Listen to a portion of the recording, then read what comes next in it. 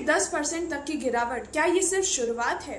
क्या import duty हटने के बाद मार्केट में और प्रेशर देखने को मिलेगा, या फिर आज की ये गिरावट कल की बड़ी तेजी की फाउंडेशन बनने वाली है? नमस्कार दोस्तों, कॉटन मार्केट की इस वक्त की एक इंटरेस्टिंग टर्निंग पॉइंट पर खड़ा है, जहां शॉर्ट टर्म वीकनेस और लॉन्ग टर्म बुलिश स्टोरी दोनों साथ साथ नजर आ रहे हैं। गवर्नमेंट ने 1 जून से 30 अक्टूबर 2026 तक कॉटन इंपोर्ट पर कस्टम ड्यूटी को जीरो कर दिया है।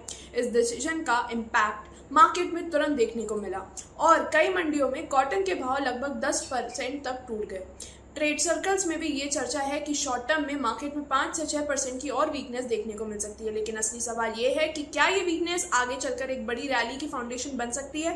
पिछले साल महाराष्ट्र और मध्य प्रदेश में कई फार्मर्स कॉटन छोड़कर मेज की फार्मिंग की थी, लेकिन मेज में एक्सपेक्टेड रिटर्न्स ना मिलने की वजह से इस साल पिक्चर बदलती हुई नजर आ रही है। ऊपर से गवर्नमेंट ने कॉटन का MSP भी बढ़ाया है, जिसकी वजह से फार्मर्स दोबारा कॉटन की सोइंग की तरफ अट्रैक्ट हो सकते हैं।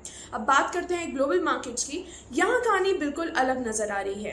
ABARES के मुताबिक ऑस्ट्रेलिया का कॉटन प्रोडक्शन इस साल 33% तक गिर सकता है और 7 लाख टन से नीचे रह सकता है। सिर्फ ऑस्ट्रेलिया ही नहीं, बल्कि ब्राजील, चाइना और अमेरिका जैसे बड़े कॉटन प्रोड्यूसिंग कंट्रीज में भी प्रोडक्शन कम होने की आशंका जताई जा रही है। एल नीनो का रिस्क, अनसर्टेन वेदर कंडीशंस और बढ़ती प्रोडक्शन कॉस्ट इन कंसर्न को और भी बढ़ा रही है। यानी एक तरफ ग्लोबल सप्लाई पर प्रेशर बढ़ रहा है और दूसरी तरफ डिमांड में कोई बड़ी वीकनेस नजर नहीं आ रही है। अगर आने वाले महीनों में ग्लोबल प्रोडक्शन एक्सपेक्टेशंस के मुताबिक कम रहता है तो कॉटन मार्केट में सप्लाई टाइटनेस देखने को मिल सकती है और इसी वजह से कई मार्केट एक्सपर्ट्स आज की गिरावट को फ्यूचर अपॉर्चुनिटी के रूप में देख रहे हैं। तो ओवरऑल आज इंपोर्ट ड्यूटी हटने की वजह से कॉटन मार्केट प्रेशर में जरूर है और शॉर्ट टर्म में कुछ और वीकनेस भी देखने को मिल रही है। लेकिन अगर ग्लोबल सप्लाई घटती है और डिमांड बनी रहती है तो वही कॉटन आज प्रेशर में है कल मार्केट का स्टार परफॉर्मर बन सकता है। अब सबसे बड़ा सवाल यह है कि क्या 2026-27 सीजन में कॉटन फार्मर्स के लिए सबसे